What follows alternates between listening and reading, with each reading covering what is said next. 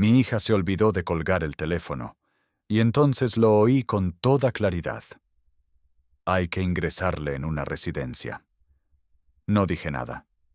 En ese momento estaba terminando la última cucharada de albóndigas con patatas, la receta de doña Carmen, aunque a mí nunca me salían tan sabrosas como a ella.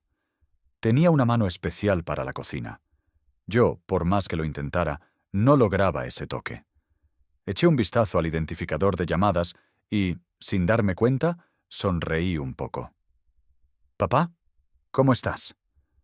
Era la voz de Laura, mi hija, esa voz tan familiar y cálida que siempre me encogía el pecho, a partes iguales por amor y por soledad.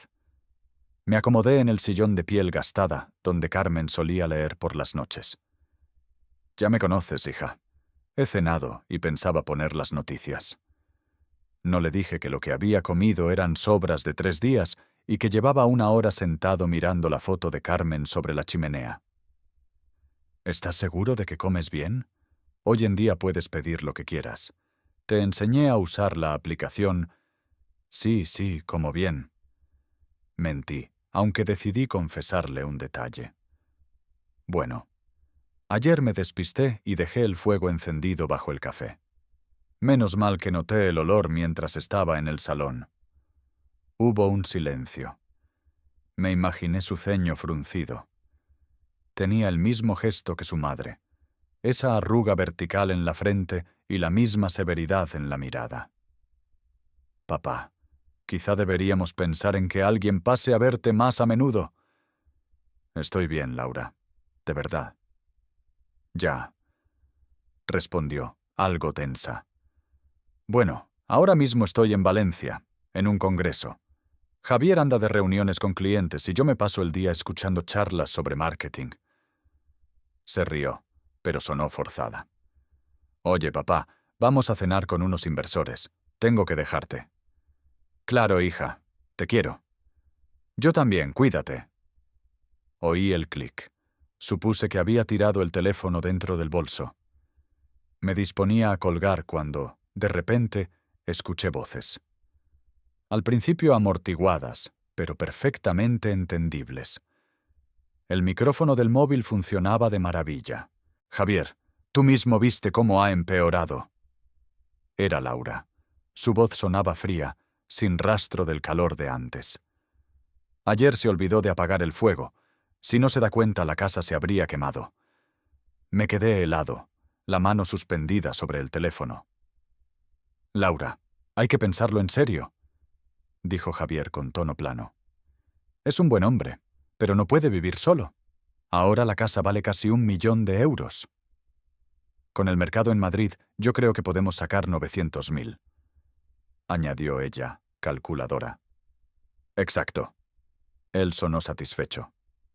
«Vendemos y le buscamos una residencia decente, sin lujos. Con lo que sobre, compramos aquel piso en Valencia, el que tiene vistas al mar». Laura se rió. «Dios, Javier, tenías que verle hoy. Feliz solo porque le he llamado. No sospecha nada. Cuanto más esperemos, más confundido estará. Ahora es el momento perfecto, mientras confía en nosotros». El teléfono se me resbaló de los dedos y cayó con estrépito al suelo. Al suelo que yo mismo había colocado, tabla por tabla, hace 23 años, pensando en el futuro de mi familia. Me quedé sentado en silencio, mirando la foto de Carmen.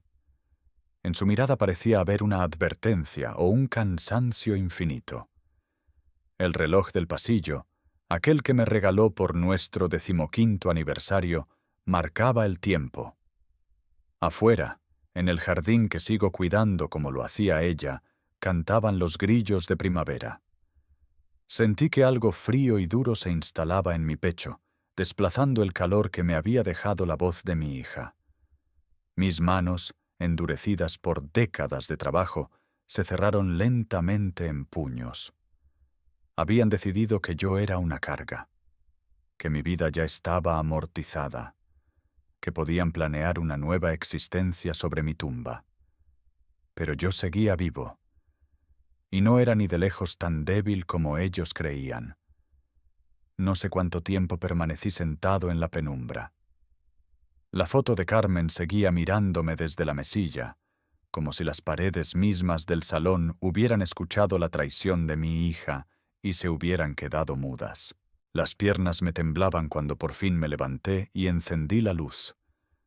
La habitación se iluminó con un tono cálido, y cada mueble, cada rincón, me devolvió un recuerdo. La mesa de centro con la talla que hice yo mismo mientras Laura jugaba a mis pies. El sofá Burdeos donde aprendió a escribir su nombre. Fui a la cocina y abrí el cajón de las carpetas. Por costumbre, mis dedos buscaron aquella carpeta azul que Carmen siempre insistía en guardar. Nunca tires nada, Juan. Nunca se sabe cuándo hará falta. Dentro estaban todos los documentos importantes. Había recibos del pago de la Universidad de Laura, 48.000 euros en 4 años. Recordé cada noche en que volvía de la obra cubierto de polvo de cemento, con las manos llenas de grietas. Carmen me esperaba con café caliente y un masaje en los hombros. «Te vas a destrozar, Juan», me decía. «Ella merece lo mejor», le respondía. Carmen me besaba la coronilla y me advertía. «No le des tanto como para que se olvide de ser agradecida». No la escuché. Allí estaban también las facturas de su boda. 32.000 euros por un solo día. Yo le había dicho que 5 u 8.000 era más que suficiente, pero ella lloraba diciendo que quería la boda de sus sueños. Así que trabajé los fines de semana, poniendo suelos a escondidas para un amigo y cobrando en mano. «Papá, eres el mejor padre del mundo», me susurró cuando bailamos. Y lo olvidó. Olvidó también que firmé como aval para su primer coche cuando el banco le negó el crédito. Olvidó que yo mismo llamé a conocidos para que le encontraran un puesto en el departamento de marketing después de 8 meses sin trabajo. Olvidó que, cuando a Javier le despidieron temporalmente del banco, vinieron a vivir conmigo, y yo pagué la luz, el gas, la comida. No les pedí ni 1 euro. Javier me daba palmadas en el hombro y decía: «Don Juan, usted es el hombre más generoso de Madrid». Laura me abrazaba y prometía: «Te lo devolveremos todo en cuanto nos estabilicemos». Ya llevaban más de 1 año trabajando y ganando más de lo que yo había ganado nunca, pero no se mencionaba ni mudanza ni devolución. Solo el mes pasado cenamos en un restaurante de lujo a mi costa y pagué 2.000 euros por la reparación del coche automático de Javier. Todos mis ahorros se fueron allí. Subí a mi dormitorio. Todo estaba tal y como Carmen lo había dejado. Su joyero, las gafas de lectura junto a la lámpara, el vaso de agua medio lleno en la mesilla. Abrí el cajón inferior y saqué el título de propiedad de la casa. Comprada en 1999, a nombre de los dos, y ahora solo mío. Era suficiente. En el escritorio busqué en otro cajón una tarjeta que llevaba 3 años guardada. Pablo Ruiz, abogado especializado en inmobiliaria. Carmen y yo le habíamos consultado cuando recibió el diagnóstico. Ella insistió: «Hay que dejarlo todo atado, Juan. No dejes que nadie se aproveche de ti». Al día siguiente recorrí la casa como si fuera la primera vez que la veía. Pero ya no la miraba con mis ojos, sino con los de Laura y Javier. Superficie, ubicación, valor de mercado. En la cocina acaricié la encimera de granito que yo mismo instalé. Carmen había elegido el dibujo con vetas doradas, como rayos de sol por la mañana. Decía ella. Recordé el día en que Laura, con 3 años, dio sus primeros pasos desde la nevera hasta los brazos de su madre. Carmen giraba con ella en brazos, riendo, mientras yo grababa el momento. Este no era solo un edificio, era nuestra vida, y estaban planeando venderla como si fuera un mueble viejo. Cogí la tarjeta de Pablo Ruiz. Había llegado el momento de actuar. El despacho de Pablo Ruiz estaba en la 2ª planta de un edificio de ladrillo visto, en la calle Mayor. No era una oficina lujosa en pleno centro, sino un lugar modesto donde se atendía a gente corriente, no a grandes empresas. Justo lo que yo necesitaba. Me puse mi mejor traje, el mismo gris oscuro con el que había despedido a Carmen, y llegué con tiempo de sobra. Las manos me temblaban un poco, pero la voz me salió firme. Pablo era más joven de lo que recordaba, quizá unos 55 años. Canas en las sienes, mirada tranquila. En las paredes, códigos legales, fotos familiares. Su esposa, 2 hijos, un perro. Aquello me recordó a lo que Carmen y yo habíamos construido. Don Juan, me alegra verle. Recuerdo perfectamente a su esposa. Mis condolencias. Gracias. Asentí. Lo que vengo a contarle es delicado. Le relaté todo. La llamada de Laura, el micrófono abierto, cómo había escuchado sus planes para vender mi casa y encerrarme en una residencia. Cómo hablaban del dinero como si ya lo tuvieran en las manos. Cómo se reían. Pablo escuchó sin interrumpir. Solo negaba con la cabeza cuando mencionaba ciertos detalles. Por desgracia no es un caso raro, don Juan. Los hijos creen que saben lo que es mejor, sobre todo cuando hay una propiedad de por medio, pero no pueden actuar sin su consentimiento. ¿Seguro? Pregunté. Seguro. La casa está solo a su nombre desde que falleció su esposa, ¿verdad? Sí, Carmen y yo la compramos juntos, pero pasó a ser mía. Entonces, jurídicamente, ellos no tienen ningún derecho, ni vender, ni desalojarle, ni ingresarle en ningún sitio. Es su propiedad. Punto. Sentí un alivio inmediato, seguido de una oleada de ira. O sea, que si yo quisiera vender mañana, podría hacerlo. Exactamente. Todo depende de usted. Incluso podría cerrar la operación en una semana, si el comprador es bueno. ¿Y por qué quiere vender? Me preguntó, observándome con atención. Porque quiero que sepan que no soy tan débil como creen. Pablo asintió. El mercado ahora mismo en la zona de Aravaca está muy activo. Casas como la suya, con parcela y en buen estado, se venden rápido y a buen precio. ¿Cuánto tiempo cree que tardaríamos? Si todo va bien, 7 u 8 días. Pero debe entender que, una vez vendida, no hay marcha atrás. Miré a mi alrededor. Había construido esa casa con mis propias manos, cada pared, cada esquina. Sé lo que hago. Pasamos la siguiente hora repasando documentos, trámites y posibles estrategias. Pablo fue claro y preciso. Podría preparar todo para mañana mismo, si yo estaba decidido. La consulta son 150 euros, me dijo al despedirnos. Y si seguimos adelante, se descontará del total. Pagué en efectivo. Me sentía más lúcido que en años. Al salir, el sol de primavera me golpeó la cara y el teléfono vibró en mi bolsillo. Era Laura, la primera vez que me llamaba desde aquella conversación. Sonreí. Que llame. Que piense que su viejo padre todavía se traga cada palabra con gratitud. Pronto sabría quién era yo en realidad. Cuando volví a casa, la frase de Pablo Ruiz seguía resonando en mi cabeza. Es su propiedad. Su decisión. 25 años de dudas se desvanecieron como polvo. Entré por la puerta ya no como un anciano viudo, sino como el dueño de mi vida. El teléfono sonó de nuevo. Esta vez contesté. «Papá, por fin. Ya empezaba a preocuparme», dijo Laura, con un tono azucarado. «Perdona, hija. He estado haciendo unos recados. Todo bien. ¿Cómo va por Valencia?» La conferencia ha terminado, por fin.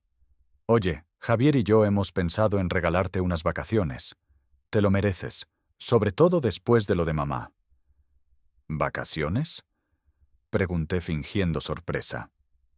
Sí, es un sitio estupendo, casi como un hotel pero con médicos cerca. Comida incluida, muy cómodo. Te va a encantar. El dulzor en su voz no lograba esconder el metal que yo ya conocía. Vaya, no hacía falta tanto, dije con suavidad. ¿Está Javier contigo? Claro. Se puso él al teléfono. Don Juan, usted es un tesoro. Lo tenemos todo organizado. El viernes pasamos a buscarle. Si tiene las cosas preparadas para entonces, perfecto. Miré por la ventana, al jardín que Carmen había plantado con tanto mimo, a las viejas hamacas donde nos sentábamos por las tardes. Sabía perfectamente que no se trataba de unas vacaciones, sino de un viaje sin regreso. Bueno, respondí tras una pausa. Yo también tengo una sorpresa para vosotros. Justo para el viernes estará lista. ¿Una sorpresa? Laura parecía intrigada.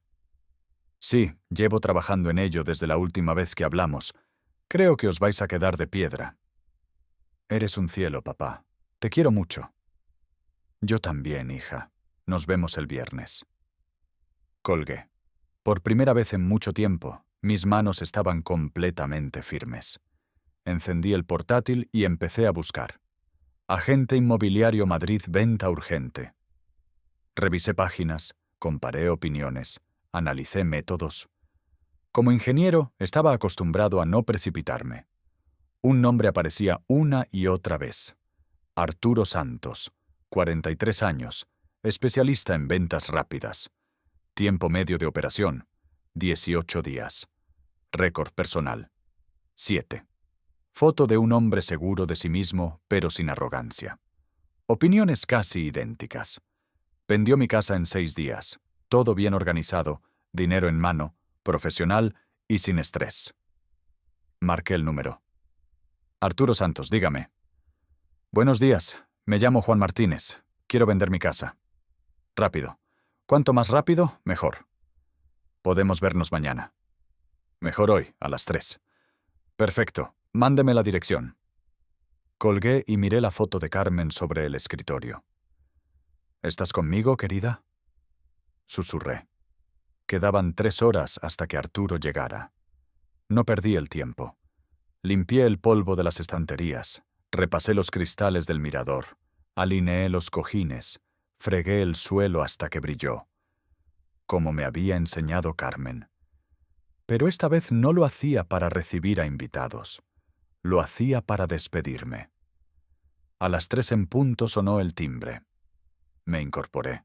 Respiré el aroma de las bolsitas de lavanda que Carmen siempre colocaba en los armarios y abrí la puerta. En el umbral estaba Arturo Santos, igual que en la foto. Traje impecable, tableta en la mano, actitud profesional. Buenas tardes, don Juan. Pase, por favor. Sus ojos recorrieron el recibidor, las molduras, el brillo del suelo. Impresionante. Esto es exactamente lo que buscan mis clientes. Avanzó despacio, fijándose en cada detalle. ¿El suelo? Preguntó. Roble macizo, instalado en 2001. Lo puse yo mismo. Se nota el trabajo bien hecho. Asintió. En la cocina pasó la mano por la encimera. Granito a medida. Sí, lo corté e instalé yo. Carmen eligió las vetas porque le recordaban al sol de la mañana. No hizo comentarios de consuelo, solo anotó datos en su tableta. Despachos, enchufes, estanterías empotradas. Lo revisaba todo con minuciosidad. Don Juan, en 15 años he visto pocas casas cuidadas así. Se nota que es usted ingeniero. Me gusta hacer las cosas bien. Y eso se paga. Respondió con una media sonrisa. Me mostró en la pantalla anuncios recientes. En Aravaca, casas similares se vendían entre 75 y 82.000 euros. Pero la suya es especial. Estado impecable, acabados a medida, historia. Propongo salir a 79.500. Es un precio atractivo para el comprador, pero con margen para usted. La cifra me mareó. Era más de lo que Laura y Javier habían imaginado. Tengo un cliente que busca justo esto. Compraría al contado y sin regatear. Si me da su visto bueno, mañana mismo preparo el contrato. Me senté en el sillón de Carmen. Todo empezaba a volverse real. No está bromeando. Ni por un segundo. Esta casa es un sueño para cualquier inversor, y usted sabe exactamente lo que vale su trabajo. Miré las paredes, la foto de Laura dando sus primeros pasos, la mesa donde Carmen escribía la lista de la compra. Recordé a mi hija llamándome una carga, y a Javier diciendo que ni se daría cuenta de que me habían metido en una residencia. Me levanté. Adelante. Perfecto. Llamaré ahora mismo a mi cliente. Se apartó unos pasos y habló por teléfono. Aravaca. Un solo propietario. Estado impecable. Acabados personalizados. Sí, mañana a primera hora firmamos. Colgó, sonriente. Todo listo. Mañana a las 9 en punto con el contrato. ¿De acuerdo? De acuerdo. Cuando se fue, me quedé solo. El sol de la tarde entraba por el mirador y bañaba de oro el suelo, las paredes, mis manos. Pero no sentí nostalgia, solo determinación. A la mañana siguiente, a las 9 en punto, Arturo llegó con una carpeta negra bajo el brazo. Le acompañaban un notario y una mujer del equipo de la agencia. Todo funcionaba como un reloj. Cafés en vasos de cartón, papeles ordenados, bolígrafos listos. Leí cada línea del contrato con la misma atención con la que revisaba planos en mis años de ingeniero. Precio: 79.000 euros. Pago al contado. Cierre en 10 días laborables. El contrato me daba 30 días más para desalojar, aunque yo ya sabía que no necesitaría tanto. El notario, una mujer de unos 50 años con ojos amables, me indicó dónde firmar. Lo hizo sin prisas, sin presionarme. Todo estaba en regla, sin cargas ni problemas. Firmé. Y así, la casa en la que había vivido un cuarto de siglo dejaba de ser mía. Los 3 días siguientes fueron un ir y venir de personas. Técnicos que revisaban suelos, paredes, instalación eléctrica. Uno de los jóvenes que inspeccionaba el salón me preguntó: ¿Quién puso estos suelos? Yo. Pues le han quedado perfectos, comentó, sincero, antes de seguir trabajando. El 6.º día me puse manos a la obra con mi siguiente misión: encontrar un nuevo hogar. No quería un palacio, sino libertad. Encontré un apartamento modesto pero acogedor en un complejo residencial para mayores en Las Rozas, con zonas verdes y un pequeño club social. Llamé a la administradora, doña Natalia, que me dijo: «Tenemos justo un piso libre, amueblado y en planta baja. ¿Cuándo puedo entrar?» «Cuando quiera». Hoy mismo. Fui a verlo, firmé el contrato y pagué un mes por adelantado más la fianza. Todo en efectivo. Aquella noche en la casa de Aravaca no dormí. Recorrí cada habitación, tomé té en la cocina, toqué las paredes como quien se despide de un amigo. Recordé a Carmen, a Laura de niña, los veranos en el jardín. Después abrí una maleta y empecé a meter solo lo que era realmente mío. El joyero de Carmen, nuestros álbumes de fotos, su libro con la página 247 marcada, mis diplomas de ingeniería, su viejo cuaderno de recetas con notas en los márgenes. Todo lo demás, muebles, vajilla, incluso su vestido favorito, quedaría allí. Esa casa pertenecía al pasado. Yo iba hacia adelante. Al 8.º día todo estaba listo. Tenía las llaves del nuevo piso y la venta cerrada. El dinero estaría en mi cuenta al día siguiente. Laura y Javier llegarían pasado mañana. Quedaba un último paso. Me dirigí a una pequeña cafetería cerca de mi nuevo apartamento y con un café delante marqué un número. Cambio de cerraduras urgente. Pago en efectivo, sin papeles. ¿Hoy mismo?, preguntó la voz al otro lado. Hoy. En 2 horas estamos allí. Regresé a la casa de Aravaca y esperé. Desde la ventana vi a mi vecina, doña Teresa, regando las flores del jardín. Me saludó con la mano y le devolví el gesto. No tenía idea de que me estaba despidiendo para siempre. Llegó Miguel, un hombre de unos 50 años, manos fuertes de artesano. ¿Seguridad?, preguntó. Nueva vida, le respondí. Asintió y desmontó los viejos cerrojos que yo mismo había instalado 15 años atrás. Carmen había elegido la manilla para que combinara con el llamador de la puerta. Lo sustituyó por cerraduras modernas, de acero. El clic final resonó como un punto y aparte. 3 llaves: entrada principal, puerta trasera y portón. Todo sin rastro. Perfecto. ¿Cuánto le debo? 450. Aquí tiene. No necesito factura. Cuando se marchó, la casa quedó en silencio absoluto. El último movimiento era vigilar. Había comprado por internet una pequeña cámara oculta con forma de cargador, conectada al Wi-Fi y activada por movimiento. Grababa con sonido impecable. Me costó 149 euros.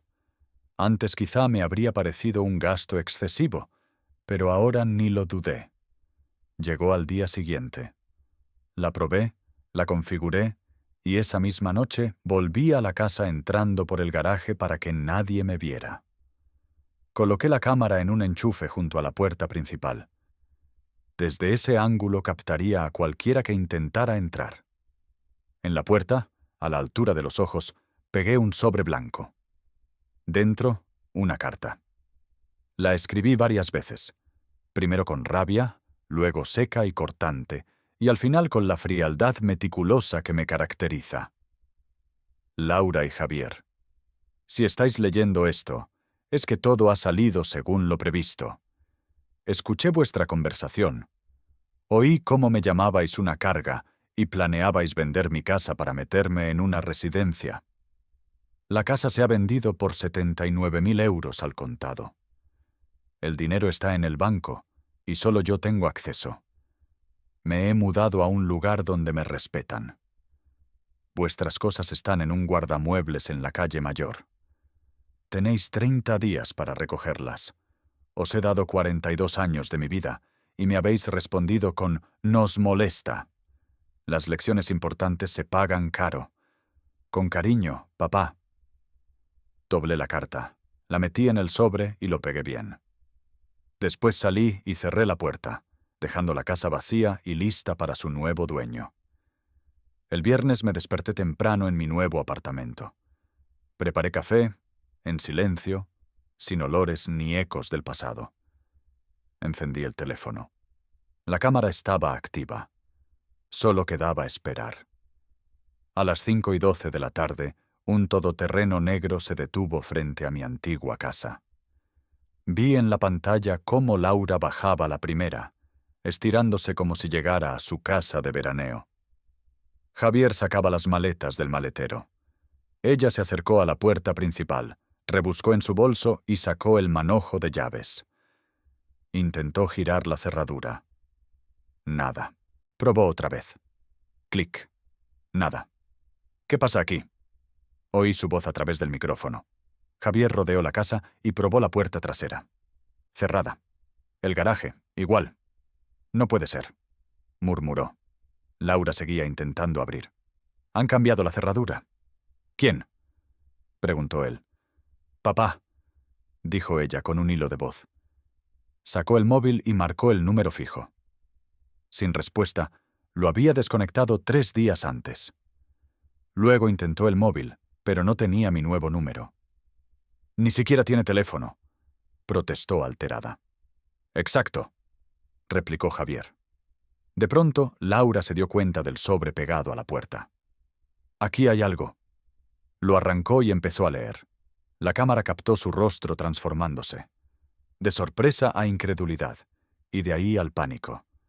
Se le puso la cara blanca como la cal y le temblaba la mano. Ha vendido la casa, balbuceó. Javier le arrancó el papel y lo leyó en silencio. Luego explotó.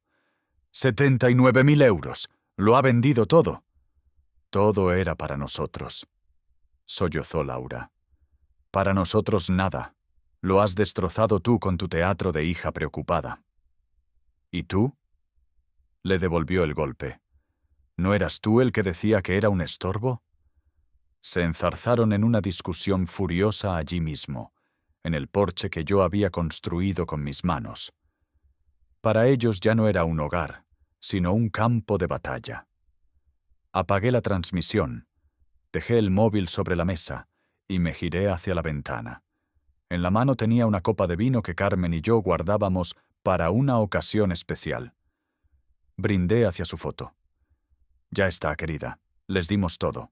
Ahora somos libres. El teléfono volvió a vibrar. Número desconocido. Lo apagué sin leer. Salí al balcón y me quedé mirando el atardecer. Por primera vez en 2 años, me sentía libre. Sin miedo. Sin deudas con quienes me traicionaron. Juan Martínez ya no era la carga de nadie. Era dueño de su vida. Y así sería siempre. Los primeros días en el nuevo apartamento fueron extraños. Después de tantos años en la misma casa, despertarse en un lugar distinto, con otras paredes, otro olor, incluso otros ruidos, me producía una mezcla de alivio y desorientación. En Las Rozas todo estaba a mano. La panadería de la esquina, el pequeño parque con bancos a la sombra, la parada de autobús que llevaba al centro en 20 minutos. La residencia para mayores independientes tenía un ambiente tranquilo, casi familiar. Algunos vecinos jugaban al ajedrez en la sala común, otros cuidaban de las plantas del patio interior. Me apunté a las caminatas matutinas que organizaba don Manuel, un antiguo profesor de historia. Enseguida hicimos amistad. Él me contaba anécdotas de sus clases. Yo le hablaba de mis años como ingeniero. A las tardes, a veces, nos reuníamos en la biblioteca del complejo para leer el periódico y comentar las noticias. Por las noches, ya en la intimidad de mi salón, sacaba el álbum de fotos y lo abría por cualquier página. Carmen en la cocina, Laura de niña en la piscina inflable, yo instalando el mirador. Cada imagen me devolvía un instante que ya no dolía. Solo me recordaba quién era yo y qué había hecho. Un par de veces, el teléfono sonó desde un número oculto. No contesté. No necesitaba oír reproches ni falsas disculpas. Todo lo que tenía que decir estaba escrito en aquella carta pegada a la puerta. El dinero de la venta reposaba seguro en el banco. No pensaba gastarlo sin sentido. Era mi red de seguridad para el futuro. En el fondo, sentía una calma que no recordaba desde hacía décadas. Ya no vivía pendiente de si Laura me llamaba, de si Javier se dignaba a ofrecerme su ayuda. No esperaba nada de ellos, y esa ausencia de expectativas era, paradójicamente, una liberación. Una tarde, mientras tomaba café en la terraza común, pensé en que mi vida, a mis 72 años, acababa de empezar de nuevo. Tenía un hogar, salud suficiente para valerme por mí mismo y la tranquilidad de no depender de nadie. Por primera vez en mucho tiempo, me permití planear el futuro sin miedo a que alguien lo manipulara.